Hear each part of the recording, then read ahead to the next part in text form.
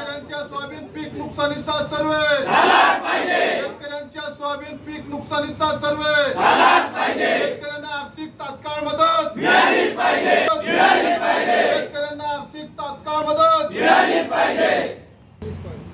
जय जवान जय किसान, जय जवान जय किसान, जय जवान जय किसान।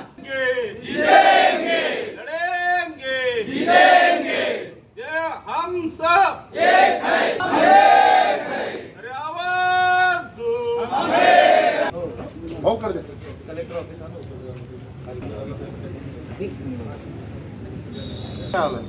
दादा सोयाबीन बघा।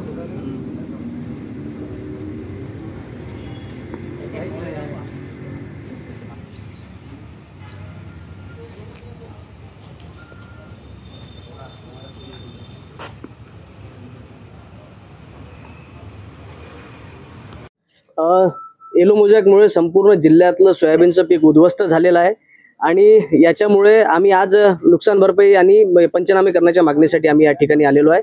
परिस्थिती अशी आहे की सरकारने 1 रुपयाचा पीक विमा पूर्णपणे बंद केलेला आहे। या जो पीक विमा आता सध्या सुरू आहे त्याच्या निकषामध्ये बदल केला आहे। कसं बसं जर काही शेतकऱ्यांचं सोयाबीन निघालं तरी सुद्धा त्याला शेतमालाला भाव मिळणार नाही आहे, या पद्धतीचं सरकारचं धोरण राहिलेलं आहे। आणि या धोरणामुळेच एकीकडे परिस्थिती अशी निर्माण झाली आहे की या विद्यमान सरकार आणि हे सगळे नेते तुपाशी आहे आणि शेतकरी उपाशी आहे। याच्यामुळे आमची मागणी राहील की तातडीने या संपूर्ण सोयाबीन उत्पादक शेतकऱ्यांना तातडीने नुकसान भरपाई द्यावी आणि जर ही नुकसान भरपाई देण्यास सरकार असमर्थ ठरलं तर या ठिकाणी नेपाळ सारखी परिस्थिती या सोयाबीन उत्पादक शेतकऱ्यांची सुद्धा होणार आहे आणि त्यामुळे सरकारने याची गंभीर दखल घेऊन तातडीने नुकसान भरपाई या संपूर्ण सोयाबीन उत्पादक शेतकऱ्यांना द्यावी।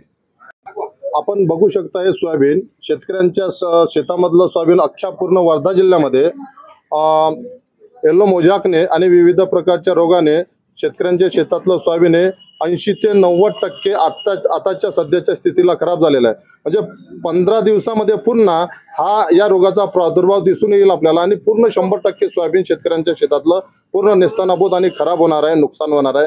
त्यामुळं आम्ही सर्व वर्धा जिल्ह्यातील शेतकऱ्यांनी या कृषी विभाग आणि कलेक्टर ऑफिसमध्ये एक धडक दिलेली आहे।